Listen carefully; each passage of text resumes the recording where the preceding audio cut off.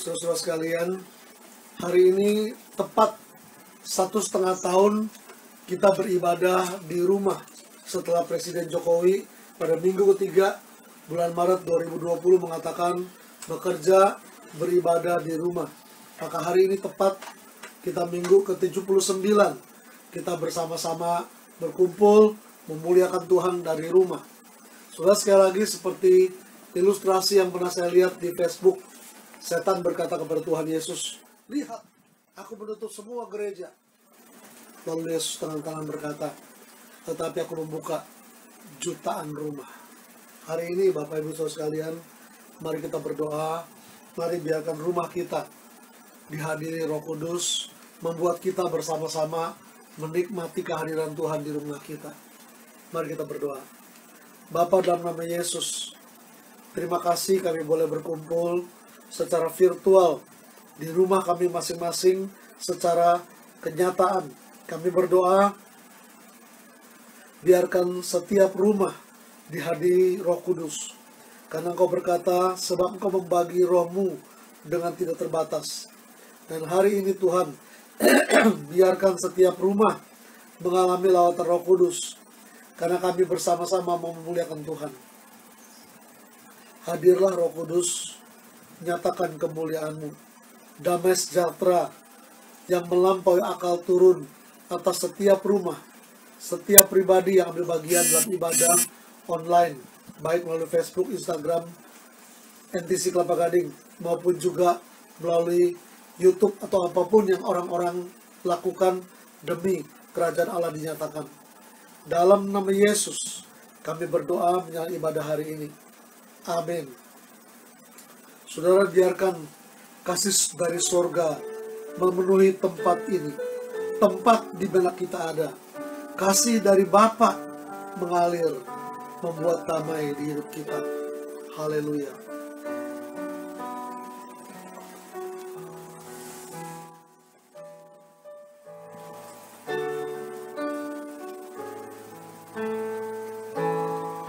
Kasih dari surga memenuhi tempat ini. Kasih dari Bapa surgawi. Kasih dari Yesus mengalir di hati, membuat damai di hidupmu. Katakan, saya kasih dari surga. Kasih dari surga memenuhi tempat ini. Kasih dari Bapa surgawi. Amin. Kasih dari Yesus mengalir di hatiku, membuat damai di hidupku. Saudara, sementara musik tambahin, saya mau berkata begini. Kalau kita berkata kasih dari surga, kasih dari Bapa, kasih dari Yesus mengalir di hati kita, ada dua hal paling penting. Satu, kita sungguh menyadari kita boleh menyembah Dia, kita boleh mendekat kepada Dia karena kasih Tuhan, bukan karena kita cukup baik. Kedua, kita bisa mengasihi Dia, mengasihi sesama karena kasih-Nya mengalir bagi kita. Seberapapun kotor, seberapapun najis, seberapapun tidak layak, Tuhan mau mengasihi kita tetap. Haleluya. Mari biarkan kasih dari salib mengalir bagi tempat kita masing-masing. Haleluya. Kasih dari surga memenuhi tempat ini.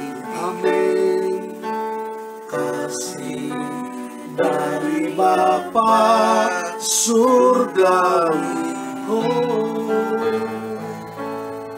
Kasih dari Yesus mengalir di hatiku, membuat damai di hidupku. Mengalir kasih dari tempat tinggi, mengalir kasih dari tempat tinggi,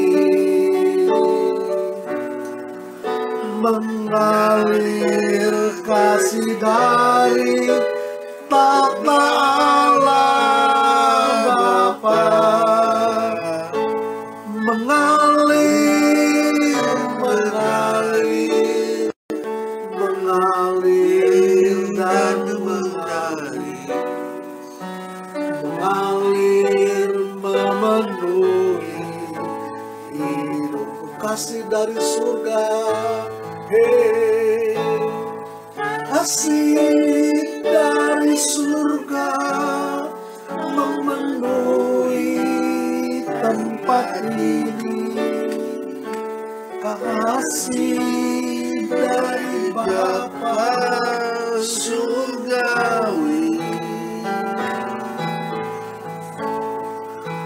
kasih dari Yesus mengalir di hatiku, membuat damai di hidupku. Katakan mengalir kasih dari tempat tinggi, mengalir kasih dari tempat tinggi, Yesus.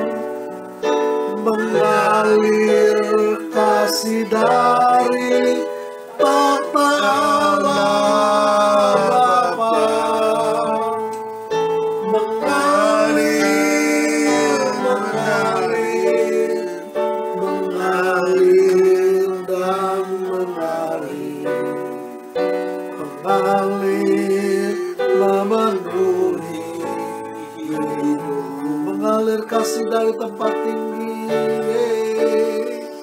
mengalir kasih dari tempat tinggi,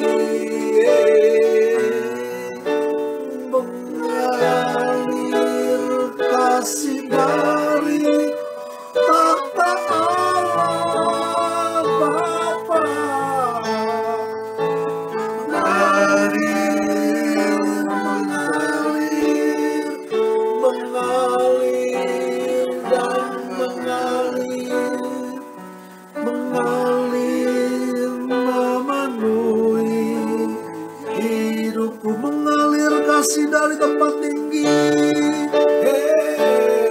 mengalir kasih dari tempat tinggi, yes Lord. Mengalir kasih dari tata Allah, mengalir, mengalir, mengalir dan mengalir, mengalir memenuhi hidupku. Katakan dengan lembut, mengalir, mengalir kasih dari tempat tinggi, mengalir, mengalir kasih dari tata Allah Bapa, mengalir, mengalir, mengalir dan mengalir, mengalir memenuhi hidupku.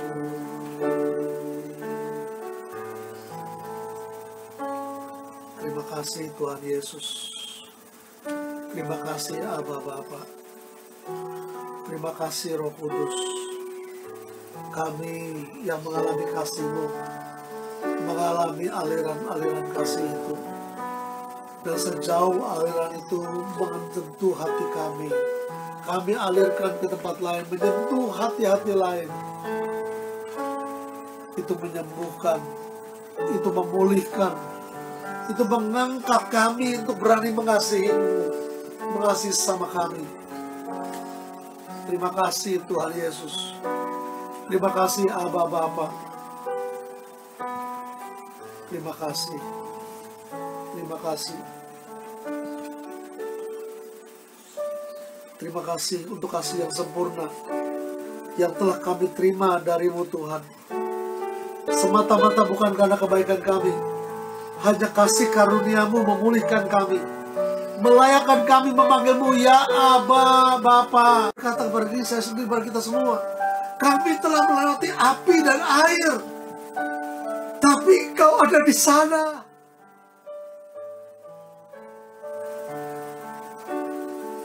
Saudara bayangkan 1,5 tahun kita di rumah, tetapi Tuhan pelihara kita.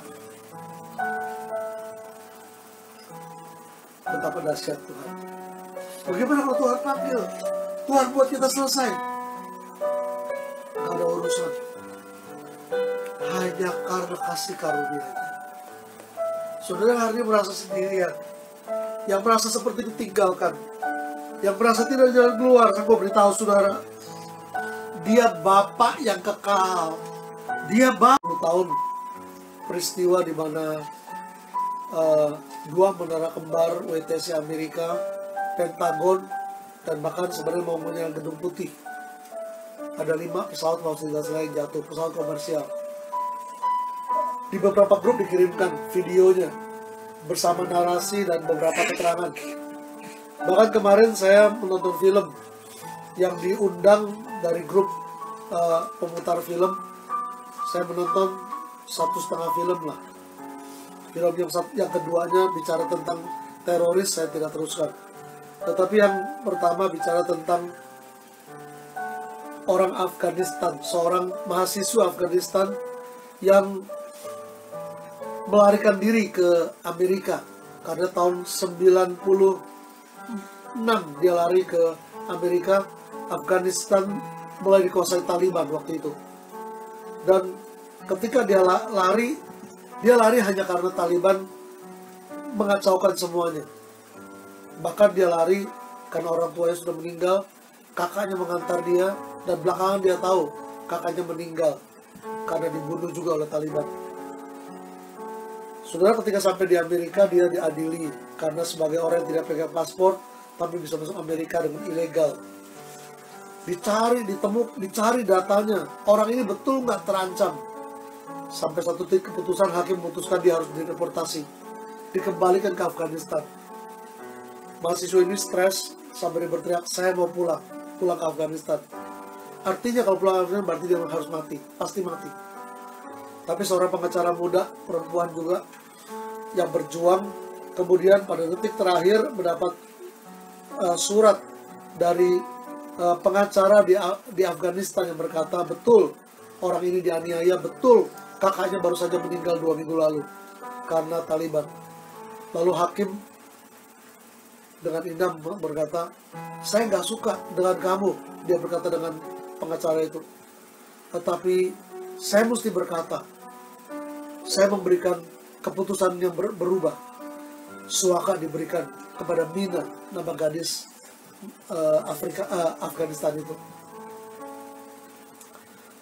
Saudara, hari ini,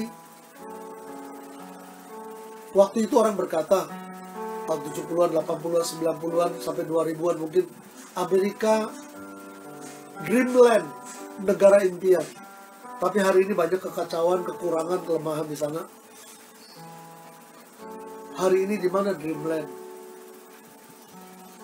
Di mana tempat kasih karunia itu ada? Di rumah kita, di mana Kristus bertakhta. Saudara, ketika kita mengasihi Tuhan Yesus dengan segenapnya, kita pegang firman-Nya, itu cukup.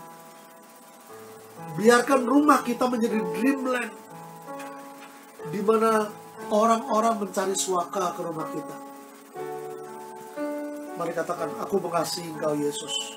Hanya dengan mengasihi Dia segenap hati, segenap jiwa, memegang firman-Nya, melakukan saja apa yang Dia senang, tempat kita menjadi tempat suaka, di mana banyak orang mencari.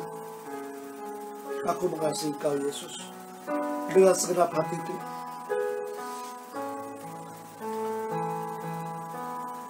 Aku mengasihi Engkau Yesus dengan segenap hatiku. Aku mengasihi Engkau Yesus dengan segenap jiwaku. Katakan, aku mengasihi Engkau Yesus. Mengasihi Engkau Yesus dengan segenap hatiku. Aku mengasihi Engkau Yesus dengan segenap jiwaku. Katakan, ku renungkan firman-Mu. Ku renungkan firman-Mu siang dan malam. Ku pegang perintah-Mu dan ku lakukan. Engkau tahu ya Tuhan, tujuan hidupku hanyalah untuk menyenangkan hatimu. Katakan sekali, aku mengasihi Engkau. Aku mengasihi Engkau Yesus dengan segenap hatiku. Aku mengasihi Engkau Yesus dengan segenap jiwaku. Ku renungkan firman-Mu siang dan malam. Ku pegang perintah-Mu dan ku lakukan. Engkau tahu ya Tuhan, tujuan hidupku hanyalah untuk menyenangkan hatimu. Katakan, saya ku renungkan firman-Mu.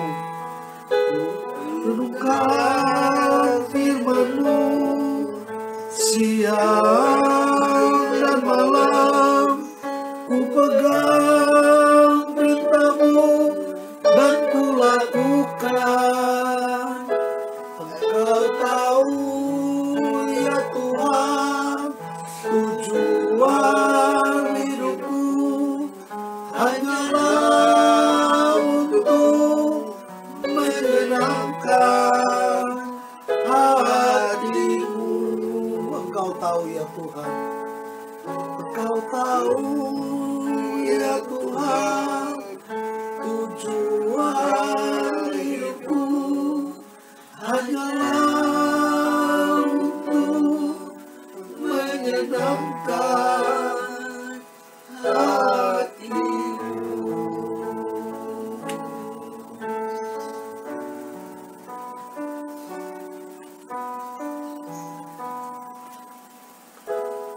Bapa, dalam nama Yesus, Engkau melihat hati kami. Seberapa hati yang tengadah kepada Tuhan dan berkata, Tuhan, aku mengasihi-Mu dengan segenap hatiku. Aku mengasihi-Mu dengan segenap jiwaku. Maka kami tersungkur di kaki-Mu dan berkata, Tuhan, berfirmanlah, kami sedia untuk menghidupinya.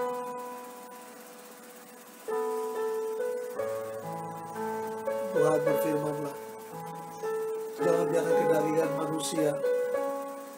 Roh Kudus, biarkan iman kami bergantung kepada kekuatan Tuhan, bukan kepada hikmat manusia, bukan kepada persiapan apapun yang disiapkan. Dalam nama Yesus. Amin. Saudara, masuk bulan ke-9 minggu lalu, kita sedang memasuki 34 tahun 2021. Kita tidak lagi berkata apa sasaran tahun 2020 menghadapi 2021, karena situasi pandemik yang berkepanjangan membuat kita berkata asal bisa survive, asal bisa hidup, asal gak kelaparan sudah cukup. Atau berkata bahkan ya yang penting baik-baik saja. Saudara, apa yang mesti kita lakukan? Hari-hari ini di masa pandemik, di mana ekonomi kebanyakan orang menurun drastis. Saya mengulangi apa yang minggu lalu saya katakan. Saya akan mengulangi ini 4 kali selama bulan September. Kita punya 3 sikap. Masa bodoh yang terjadilah. Egois, bahkan yang penting saya dapat uang, saya bisa bahagiakan keluarga saya. Tips sani, tipu sana sini, sik sani, sikut sana sini. Tak sani, tak peduli sana sini. Menjadi egois. Atau kita memilih, kita tetap mengikuti Yesus. Dan kalau tetap Yesus, kita tidak bisa menjadi egois. Kita mau tetap mengasihi Dia dan menolong sesama. Ini bukan pilihan. Itu sebab saya mengulangi yang minggu lalu saya katakan, Yohanes 6, 27-29 berkata, kata Tuhan Yesus, bekerjalah, bukan untuk makanan yang akan dapat binasa, melainkan untuk makanan yang bertahan sampai pada hidup yang kekal, yang akan diberikan anak manusia kepadamu. Sebab dialah yang disahkan oleh Bapa Allah dengan meterainya. Lalu kata mereka kepadanya, apa yang harus kami perbuat supaya kami mengerjakan pekerjaan yang dikehendaki Allah? Jawab Yesus kepada mereka, inilah pekerjaan yang dikehendaki Allah, yaitu hendaklah kamu percaya kepada Dia yang telah diutus Allah. Percaya dua sisi. Percaya menjadi anak Allah, percaya dalam hidup sebagai anak Allah, percaya menjadi warga kerajaan Allah, percaya dalam menghidupi kerajaan Allah. Saudara, apa yang kita kerjakan supaya kita bisa mengerjakan pekerjaan yang dikehendaki Allah, supaya kita berjalan dalam percaya kepada Yesus yang diurapi, Yesus Kristus yang diutus Allah. Saudara, hari-hari ini atau hari ini lebih tepat saya berkata seolah-olah di sana bukan orang Makedonia, tetapi saudara seiman berkata, menyeberanglah kemari, tolonglah kami. Atau kalau dari sisi kita, mari menyeberang ke sana, ke saudara-saudara seiman yang sedang berseru, tolonglah kami. Saudara, siapa yang perlu ditolong? Ada banyak masalah dalam hidup manusia, tetapi yang paling mudah kita menolong adalah kita masuk dari pintu ekonomi. Maka saudara, tanpa malu-malu saya mau berkata, ada Tov Community yang mau menolong orang-orang percaya yang terpuruk. Siapapun kita, asal saudara orang percaya, saudara mau ditolong, saudara akan bisa ditolong dengan menabur 300.000 benih per orang. 1636, satu menolong 6 orang, 6 orang menolong masing-masing 6 orang, 36, 1636. Bukan memberikan ikan, tapi kail, bahkan jaring-jaring, jaringan, network yang membangun ekonomi. Pada waktunya terjadi pemulihan segala sesuatu. Itu sebab saya berbicara di depan, saudara. Sebelum kita bicara tentang holy discounting yang ditulis Alkitab berkenaan dengan mengasihi satu sama lain. Kalau saudara tergerak pertama sebagai orang yang tidak mampu berkata saya perlu ditolong, saudara boleh hubungi saya secara pribadi. Saya akan mengajak saudara untuk bergabung dalam Tov Community. Bagi saya ini NTC nomor 2. Pertama-tama NTC di mana kita bergabung hari ini. Tuhan memberikan NTC untuk kita mengerjakan sesuatu yang Tuhan ingin kerjakan. Kedua, Tov Community ini, saudara-saudara. Kalau saudara tidak punya kemampuan ekonomi dan saudara berkata, tolonglah kami, menyeberanglah kemari, saudara boleh hubungi saya pribadi. Kedua, kalau saudara berkata, saya punya uang, saya nggak punya waktu, Saya nggak mau terlibat dalam komunitas ini. Saudara bisa berikan persembahan saudara khusus. Boleh hubungi saya pribadi. Kalau saya berkata saya mau nolong 1 orang, saudara boleh transfer 300.000 rupiah. Kalau saudara berkata saya mau nolong 8 orang, 8 kali 300. Kok bisa 8? Tadi bilang 6. Saudara, yang saya mau tolong bukan 6. Yang saya tolong bukan 36. Hidup saya akan berkata 1 kali 6 kali 6 kali 6. Dan seterusnya. Artinya kita butuh dana yang besar untuk menopang orang yang tidak mampu. Pagi tadi, adik saya berkata, saya bilang, ayo kamu cari 6. Bagaimana? Dia bilang, yang punya uang bilang, ini recehan. Yang gak punya uang bilang apa saudara? Gua boro-boro 300. Itu saya berkata, beritahu orang itu, kalau sungguh-sungguh mau, kita akan carikan dananya. Dan saya berkata pada saudara, uang yang ada pada saudara yang sudah mau tabur, silakan. Mari kita lihat firman Tuhan. Saudara, bagaimana kita mengasihi satu sama lain? Kalau minggu lalu kita belajar tentang perbuatan baik. Kita mesti berbuat baik lebih lagi. Sekarang, bagaimana saya mengasihi lebih lagi, saudara? Ada banyak orang berkata, saya sudah cukup mengasihi kok. Ayo persoalannya pasangan kita tidak melihat. Persoalannya anak orang tua kita tidak melihat. Persoalannya lingkungan kita tidak melihat. Persoalannya saudara seiman tidak melihat. Saudara, mari kita membaca Yohanes 13, 34-35. Injil Yohanes pasal 13 ayat 34-35 berkata begini. Aku memberikan perintah baru kepada kamu, yaitu supaya kamu saling mengasihi.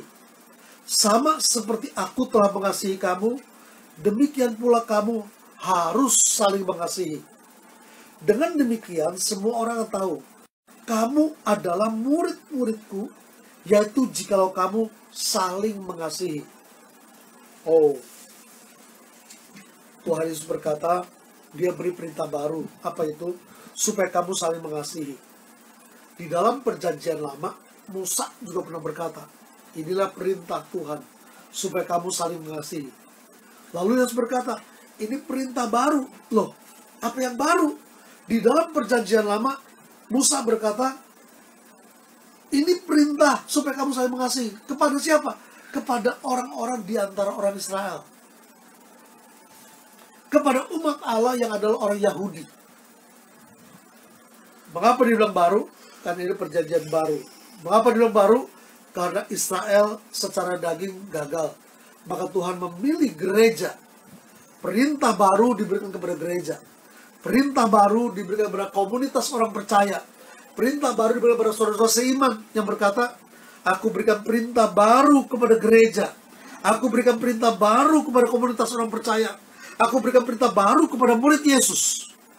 Yaitu, supaya kamu gereja, supaya kamu komunitas orang percaya, supaya kamu murid Yesus, saling mengasihi. Sama seperti aku, kata Tuhan Yesus, telah mengasihi gereja, memberikan nyawanya. Sama seperti aku telah mengasihi komunitas orang percaya, memberikan nyawanya. Sama seperti aku telah mengasihi murid-murid Yesus dengan memberikan nyawanya. Demikian pula kamu gereja. Demikian pula kamu komunitas orang percaya. Demikian pula kamu gereja, murid-murid Yesus, harus saling mengasihi. Saudara, ternyata sepanjang Alkitab kita membaca perintah Tuhan kepada gereja, kita berkata ada banyak perintah Tuhan. Amanat agung kah? Berbuat baiklah, macam-macam. Tapi semua itu seperti Yesus berkata, tidak ada hukum yang lebih tinggi daripada hukum kasih. Mengasihi Tuhan dengan segenapnya, mengasihi sama manusia seperti mengasihi diri sendiri, yang sama dengan mengasihi Tuhan sebenarnya. Di mana semua hukum, di mana semua aturan, dimulai dari mana? Dimulai dari komunitas orang percaya, dimulai dari gereja Tuhan, mengasihi dengan kualitas kasih Yesus.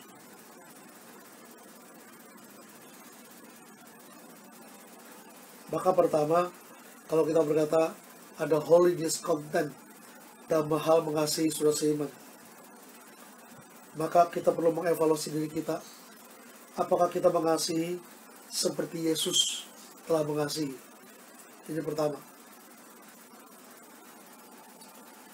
Ketika dia berkata, aku berikan berita baru kepada kamu, gereja, komunitas orang percaya, murid Yesus, supaya kamu saling mengasihi, seperti aku telah mengasihi kamu, demikian pula kamu harus saling mengasihi. Dia berkata tentang agape, kasih Allah. Saudara, kasih Allah adalah kasih yang tanpa syarat.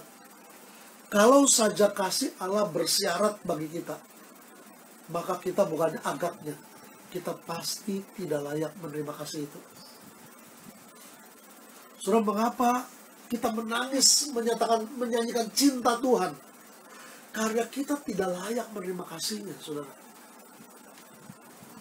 Ini bukan tangisan cengeng yang berkata, aduh saya terharu. Bukan, saudara.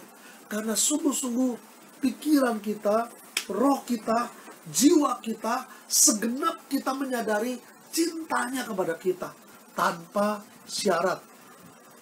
Kalau saja dia berkata bersyarat, saudara, tidak ada seorang pun di dunia yang layak. Tidak ada. Saudara, sebutkan saja nama tokoh, semua ada dosanya.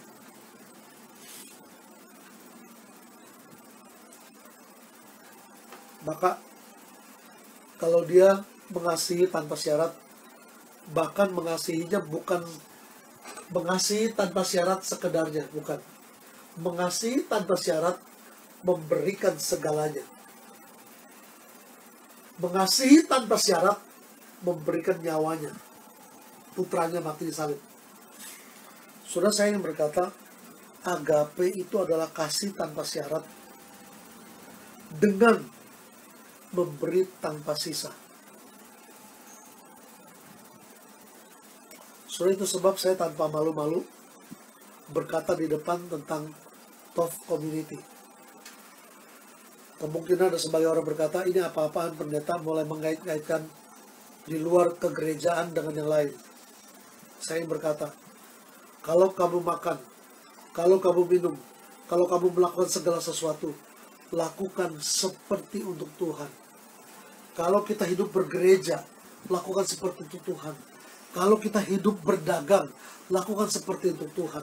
Kalau kita berbisnis, lakukan seperti untuk Tuhan. Kalau kita bekerja, lakukan seperti Tuhan. Kalau kita berkeluarga, lakukan seperti untuk Tuhan. Dan seterusnya.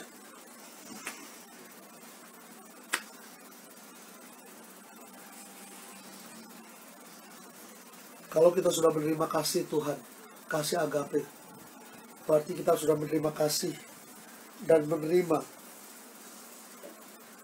tanpa sisa. Maka wajar kalau kita berani memberi tanpa sisa. Menerima kasih tanpa syarat membuat kita bisa memberi tanpa sisa.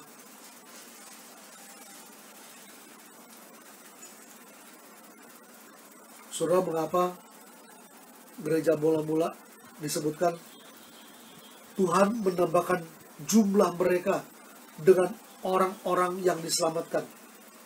Ya, tiap hari Tuhan menambahkan jumlah mereka dengan orang-orang yang diselamatkan.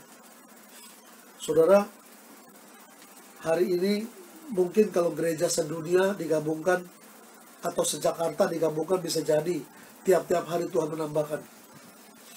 Bisa jadi, saudara. Ya, karena ada banyak orang dibaptis. Setiap hari pasti ada saja. Apakah di sana, di sini, di sono, di mana-mana. Tetapi saudara, kalau kita melihat kepada gereja mula-mula, itu bukan gereja sedunia. Itu gereja lokal. Gereja Yerusalem. Sekelompok orang yang 3.000 jemaat itu, dikatakan mereka hidup begitu rupa, disenangi semua orang. Orang-orang lihat bagaimana gereja 3.000 orang itu dimulai dengan orang-orang yang duluan Kristen 120 itu, termasuk Barnabas, termasuk orang-orang percaya yang Yahudi, yang punya tanah, menjual tanahnya, meletakkan hasilnya di bawah kaki rasul, kemudian membagi-bagikan sesuai kebutuhan. Saudara, itu sebab Alkitab berkata, orang gak berani sembarangan bersekutu. Kenapa? Yang kaya mikir, saudara, kalau saya bergabung, nanti saya mesti jual tanah saya. Wah, repot, jangan.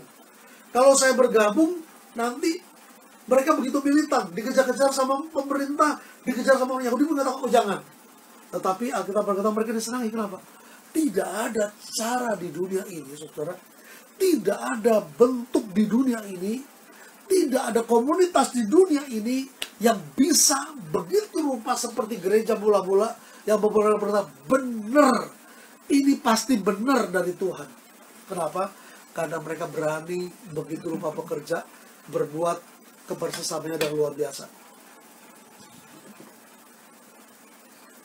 Apa rahasia gereja mula-mula? Tiap-tiap hari Tuhan menambahkan jumlah orang percaya. Rahasianya adalah karena kebutuhan manusia dipenuhi. Saudara, saya tahu jawaban dari gereja-gereja tertentu berkata, Roni tunggu dulu, jangan sembarangan ngomong. Gereja bukan badan sosial. Betul. Tetapi gereja harus lebih dari badan sosial. Orang berkata, Roni tunggu dulu, gereja bukan komunis. Betul. Tetapi gereja mesti lebih dari komunis. Mengapa? Karena itu satu-satunya lembaga yang didesain Tuhan supaya menerobos pintu neraka. Sudah cek di seluruh Alkitab. Lihat sepanjang sejarah. Yang mana lembaga yang Tuhan dirikan yang menerobos pintu neraka. The gates of Hades. Pintu gerbang kerajaan maut. Gereja. Aku mendirikan gerejaku supaya pintu gerbang maut tidak bisa menahannya. Itu kata Tuhan. Bagaimana bisa seperti itu? Karena gereja berkomunitas begitu rupa dengan pengajaran. Oh ya, sekarang pengajaran bagus. Bisa jadi pengajaran rasul kalah sama pengajaran pendeta sekarang, puji Tuhan. Mereka berdoa. Oh tunggu dulu, sekarang ada menara doa. Sekarang ada doa-doa yang hebat. Sepanjang malam. 7/24. Per 7 hari seminggu, 24 jam sehari. Puji Tuhan. Tetapi yang ketiga ini, saudara, pengajarannya bagus, doanya, penyembahannya bagus, ya kan? Tapi ada satu yang belum. Komunitasnya tidak seperti gereja mula-mula, di mana orang berani membagi dirinya, membagi milik kepunyaannya begitu rupa. Tidak ada. Belum ada. Dan ada di mana? Di komunitas yang berani menolong orang lain. Di mana itu? Saya berkata, mari mulai dengan Top Community yang kami sedang jalankan. Saudara-saudara, saya menyadari ini banyak orang berkata ini main-main bisnis, main-main putar uang, main-main sesuatu dengan ayat Alkitab. Saya mau berkata bukan. Kami sedang mengikuti apa yang Tuhan mau. Kami sedang menjalankan sesuatu yang Tuhan tahu bisa menolong orang. Sudah tahu, kalau berkata tiap-tiap hari Tuhan menambah jumlah orang, hari ini saudara mencapai 900 sekian, kalau saya tidak salah. Belum 3 bulan. Karena apa? Karena tiap-tiap hari Tuhan menambah jumlah. Mengapa bisa? Karena di situ udah bertolong-tolongan. Maka terjadi seperti ini. Saya ingin berkata, Bapak Ibu Saudara sekalian, kita perlu saling mengasihi begitu rupa, berani memberi diri untuk menjangkau orang lain. Orang berkata, apa ini? Kami mau menolong. So, jangan pernah mengajak orang dalam Top Community ini berkata, tolong saya. Enggak. Saya mau menolong kamu. Ada seorang ibu, saudara, yang berkata kepada saya gabung di sini, Pak, cuma karena saya mau menolong orang yang ngajak dia. Saya berkata, kalau ibu mau menolong orang yang mengajak ibu tolong 6 orang di bawah ibu. Jangan tolong ke atas, tolong ke bawah. Berkat selalu mengalir ke bawah, saudara, bukan ke atas. Kita berkata, we bless you Lord, seperti memberkati Tuhan, artinya kita memberikan kepada dia segala sesuatunya. Tapi berkat sebenarnya Tuhan dari atas, dari kepala turun ke jenggot, ke jubah, dan ke bawah. Dari gunung Sion turun berkat Tuhan. Kalau saudara mau menolong, angkat mereka. Kalau saudara berkata, saya mau menolong, saudara, saya hanya memberikan uang saya, silakan. Saudara jangan khawatir, ya, ini akan dipakai menjadi benih. Ini pertama. Lalu saudara berkata, bagaimana kalau tidak saling? Kan Alkitab berkata supaya kamu saling mengasihi. Saudara, ini buat saya adalah pergumulan yang sudah dijawab bertahun-tahun lalu. Orang berkata, Tuhan Yesus memerintahkan supaya kamu saling mengasihi. Saling. Bagaimana kalau saya mengasihi, dia tidak balas mengasihi? Saudara, itu urusan dia. Urusan kita mengasihi seperti Yesus mengasihi. Saudara tahu, ketika Yesus mati salib, apa dia pernah ngomong? Seperti nyanyian yang dikatakan, semua aku berikan bagimu, apa kau beri padaku? Saudara, nyanyiannya manusiawi. Ku berikan semua bagimu, apa kau beri padaku? Saya mau bilang dengan jujur, tidak ada ayatnya seperti itu. Itu hanya manusiawi. Kalau saya diberi sesuatu, normal saya berterima kasih dengan memberi sesuatu. Sudah lihat Alkitab, Alkitab berkata, for God so loved the world that He gave His only begotten Son. Whoever believes in Him shall not perish but have everlasting life. Artinya, saudara, tidak ada kata di situ berkata, karena Allah begitu mengasihi dunia, orang-orang yang ada dalam dunia ini, supaya setiap orang yang percaya tidak binasa, mereka beroleh hidup kekal. Perhatikan, tidak ada satu kata di situ supaya kembalikan kemuliaan kepada Tuhan. Tidak ada. This is the teaching of the Bible. Itu tak ajaran Alkitab. Orang yang berkata, Alkitab berkata supaya kita kembali. Tidak, saudara. Coba lihat Alkitab. Tapi Paulus mengajarkan, saya bekerja lebih keras daripada rasul lain. Kenapa? Karena kasih karunia-Nya mendorong saya lebih. Apakah upahku? Upahku adalah ini. Aku boleh memberitakan Injil. Tapi Paulus menunjukkan, aku bekerja lebih keras dari semua rasul. Bukan aku.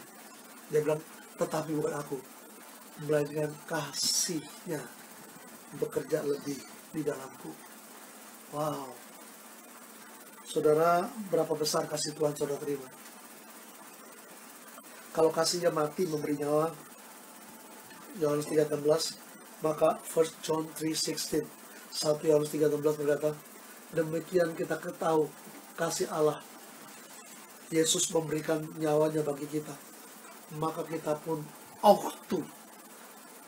wajib harus memberikan nyawa kita. Apa itu kata Tuhan? Itu kata Yohanes.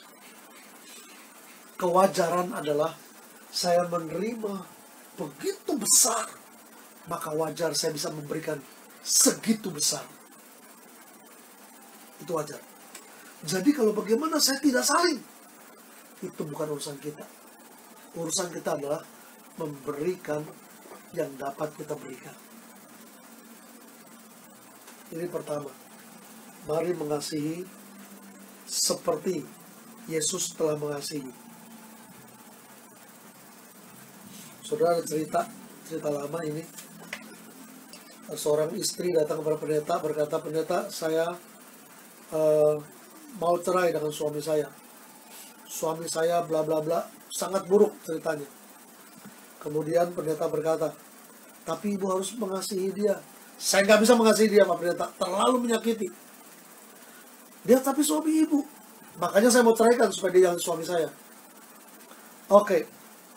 Kalau gitu, kita anggap suami ibu adalah musuh ibu, bagaimana? Istri bilang, oh benar pendeta. Pas, emang musuh saya dia. Lalu pendeta berkata, tetapi Yesus berkata, kasihilah musuhmu.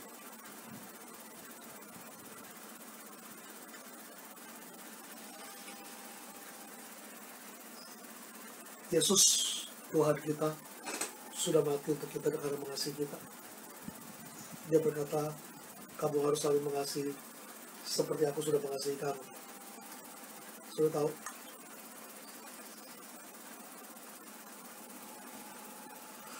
Dan dia tidak pernah menagih. Aku telah mengasihi kamu. Apa kau beri padaku? Tidak pernah. Hanya dorongan manusiawi, keberterima kasihan normal, sikap orang normal, menerima maka berterima kasih. Saudara, pada waktu yang lalu ketika saya baru mulai menjadi sekolah Alkitab, seorang teman pemuda ketika saya ibadah pemuda hari Sabtu di gereja memberikan amplop kepada saya. Saya masih ingat diberikan 75.000. Di amplop 75.000 dia berkata, "Ron, buat lu jajan." Saya malu sekali. Saya bilang, "Aduh enggak usah. Sudah tahu waktu itu saya diberikan uang saku 150.000 dari gereja karena saya beasiswa. Tetapi uang asrama 125.000. Jadi tinggal 25.000. Uang saku saya sebulan 25.000. Dari saya ngajar les waktu itu 400.000 sebulan. Untuk jajan, untuk main-main, untuk nonton, untuk makan.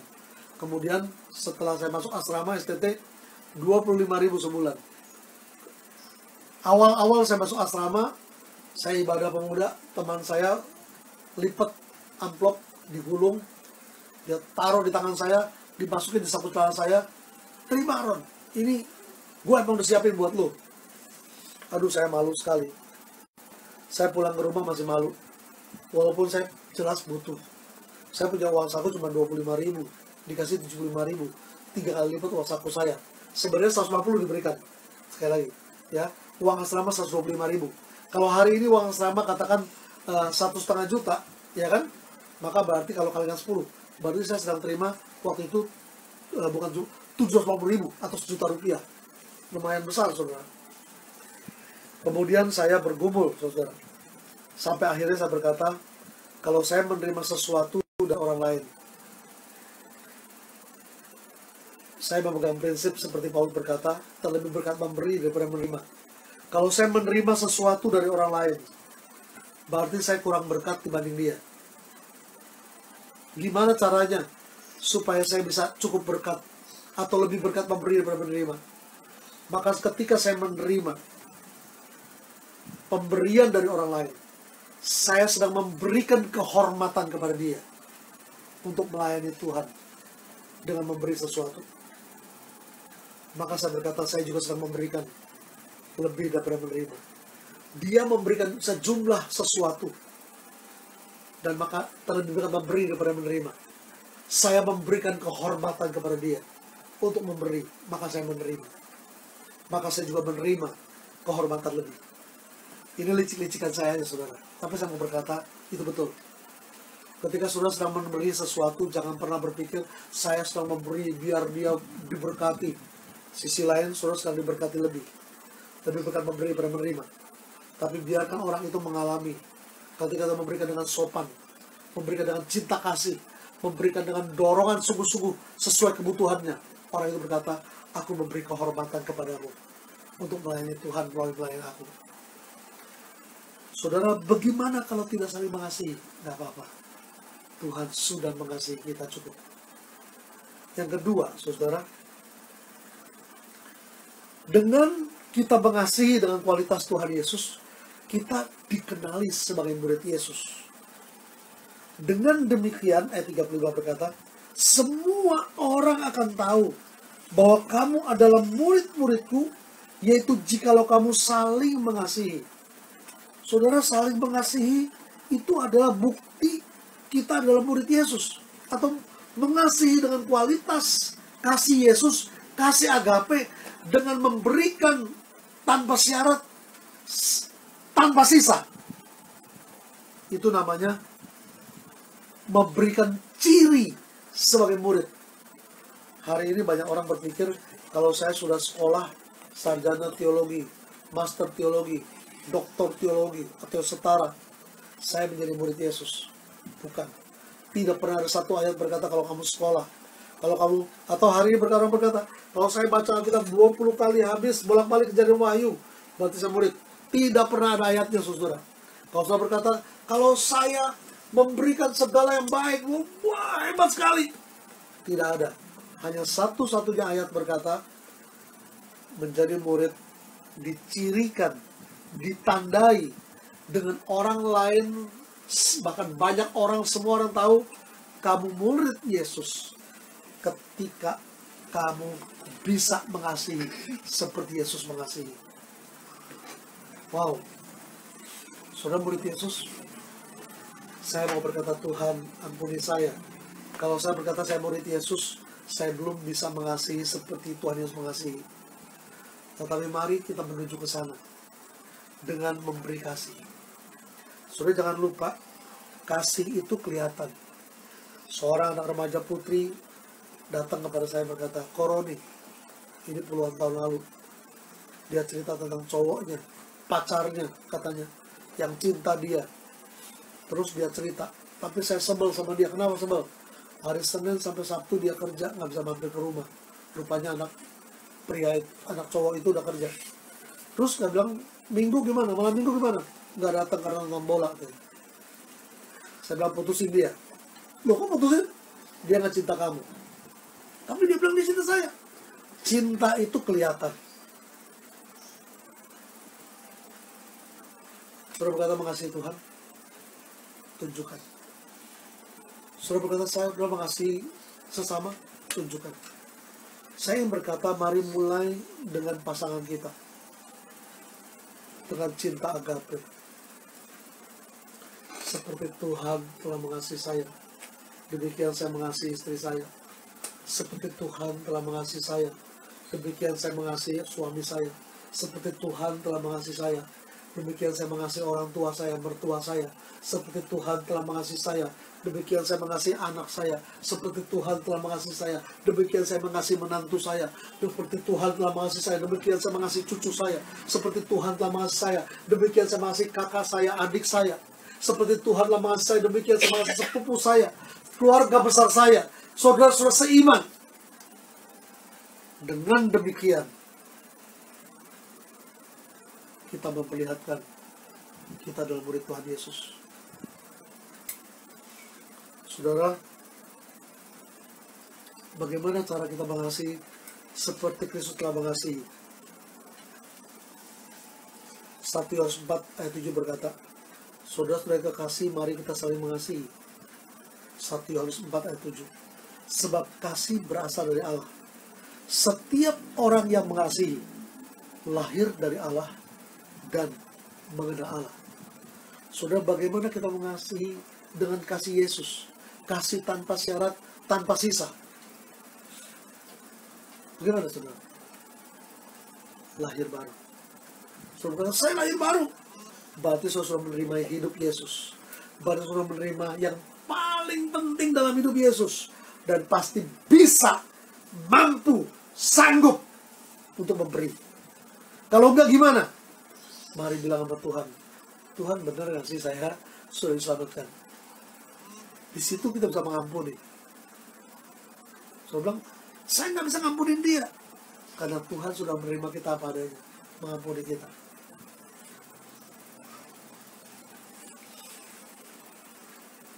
Ini pertama. Bagaimana cara mengasihi seperti Yesus telah mengasihi? Lahir baru.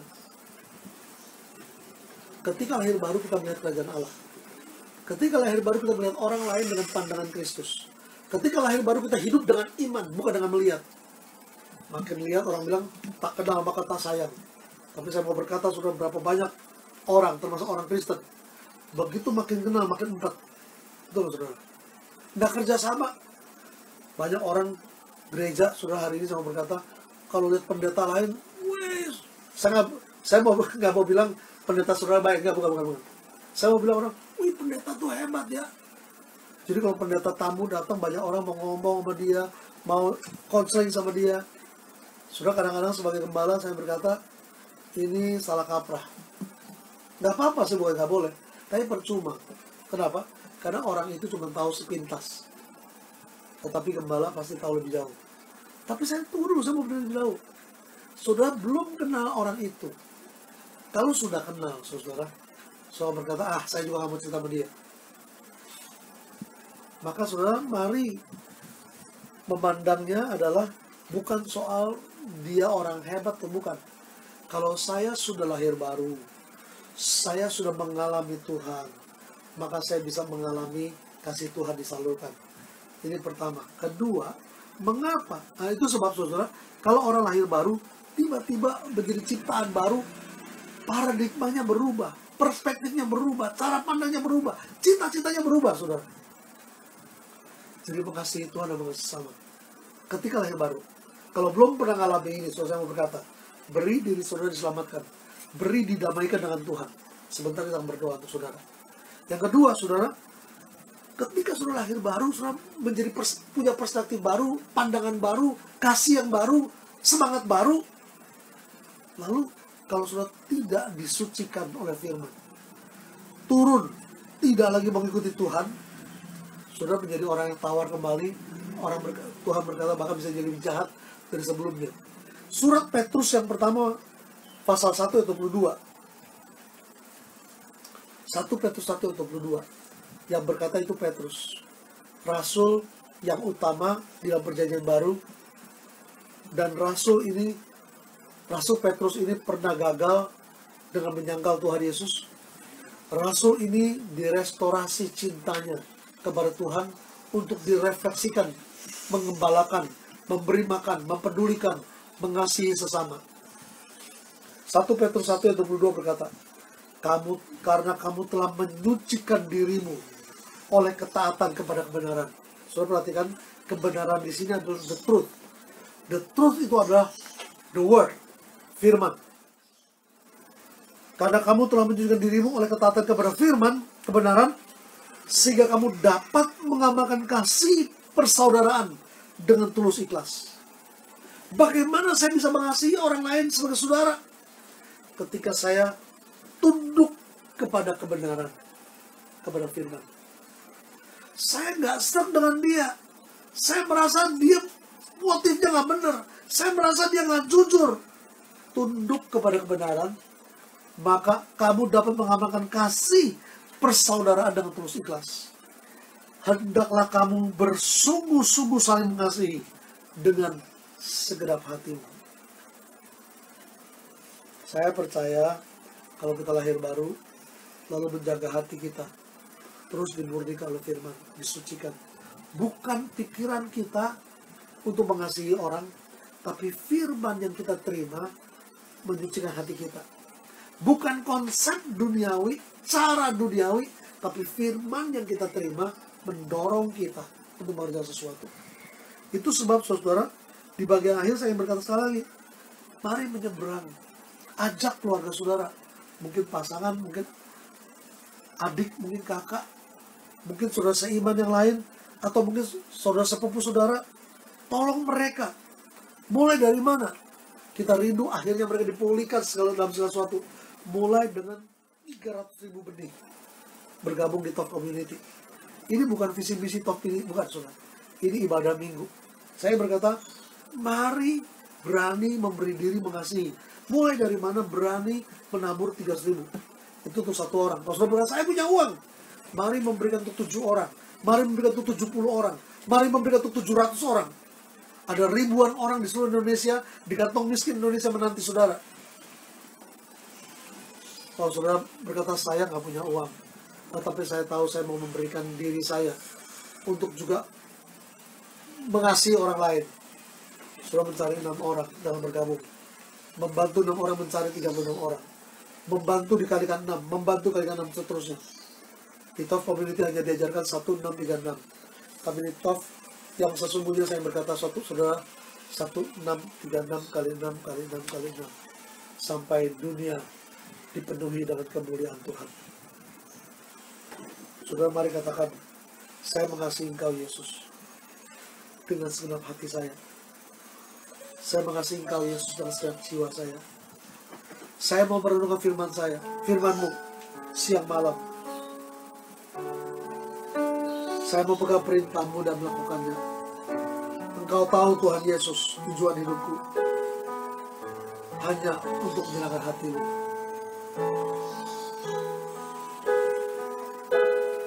Aku mengasihi Engkau Yesus dengan segenap hatiku. Aku mengasihi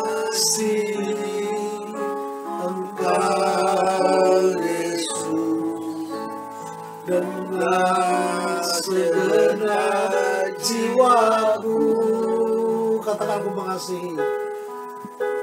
Aku mengasihi Engkau Yesus dengan segenap hatiku. Aku mengasihi Engkau Yesus dengan segenap jiwaku. Renungkan firman-Mu siang dan malam, ku pegang perintah-Mu dan ku lakukan. Engkau tahu ya Tuhan, tujuan hidupku hanyalah untuk menyenangkan hati-Mu. Mari dengan jujur katakan, aku mengasihi Engkau Tuhan Yesus. Aku mengasihi Engkau Yesus dengan segenap hatiku. Aku mengasihi Engkau Yesus dengan segenap jiwaku. Katakan, ku renungkan firman-Mu. Ku renungkan firman-Mu siang dan malam, ku pegang perintah-Mu dan ku lakukan.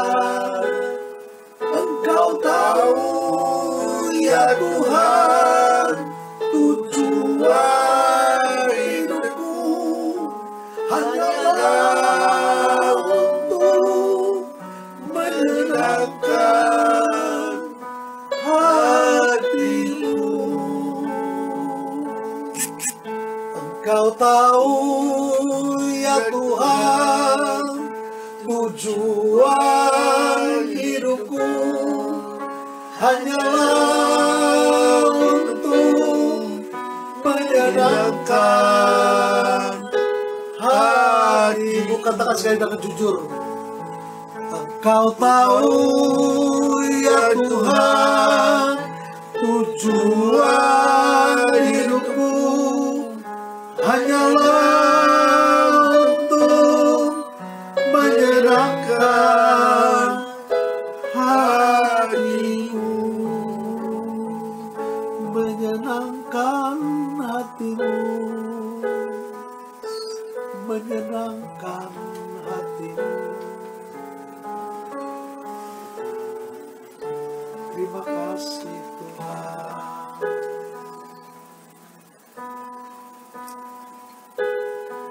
Kalau saudara mau mengasihi Tuhan, mau menolong orang lain, saudara berkata, saya mau memberikan diri saya juga untuk terlibat di TOF Community dalam pekerjaan yang Tuhan sedang kerjakan ini, supaya saya menolong orang lain. Karena saya mengasihi Tuhan. Saudara boleh tanda tangan di dada.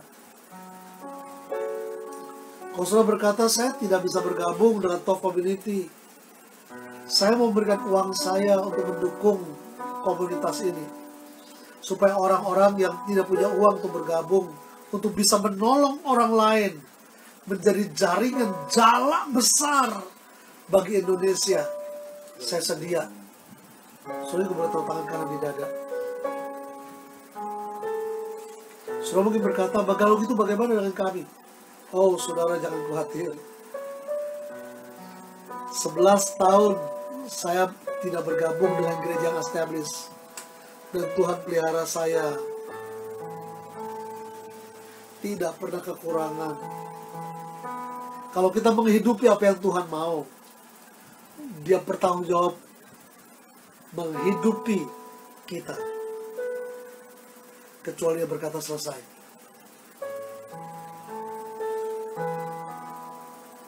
Bapa, dalam nama Yesus,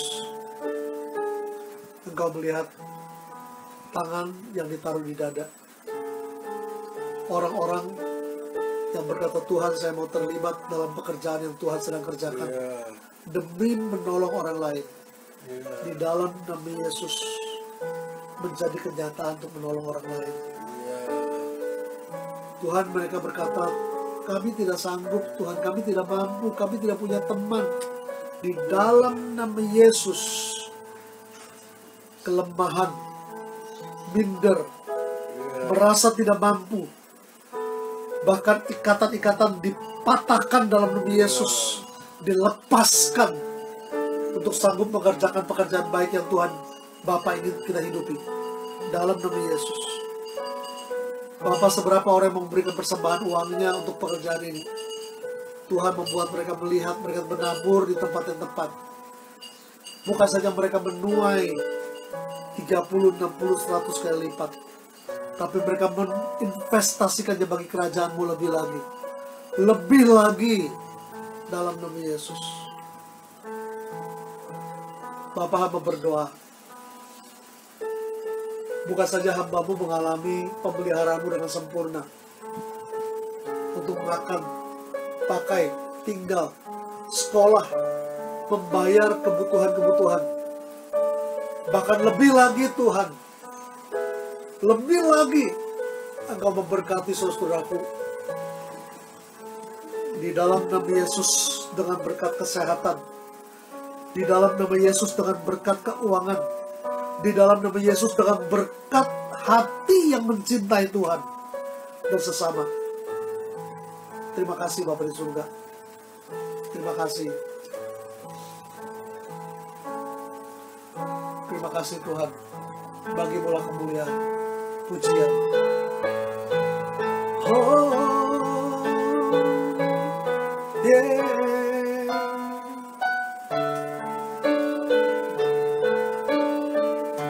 Bagi-Mu pujian. Bagi-Mu pujian, hormat, kemuliaan, Kaulah kebanggaan di dalam hidupku. Janji-Mu bersinar, buktikan Kau besar. Tiada yang seperti-Mu, Yesus Tuhanku. Bagi-Mu pujian, pujian, hormat, kemuliaan, Kaulah kebanggaan di dalam hidupku. Janji-Mu bersinar, buktikan Kau besar. Tiada yang seperti-Mu, Yesus Tuhanku. Tiada yang seperti-Mu, Yesus Tuhanku. Sekali lagi, tiada yang seperti-Mu, Tuhan Yesus. Tiada yang seperti-Mu, Yesus Tuhanku.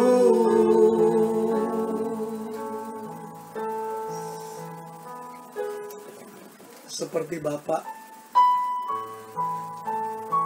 memberkati anak-anaknya,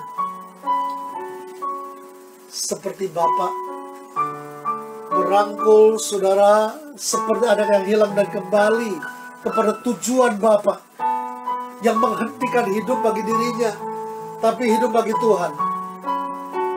Terima berkat Tuhan, karena kasih karunia Tuhan Yesus yang melimpah-limpah itu,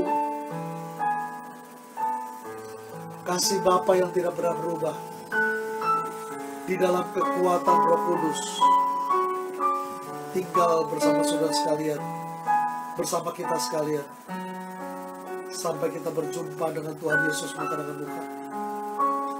Haleluya, dalam nama Yesus. Amin, amin. Tuhan berkati saudara.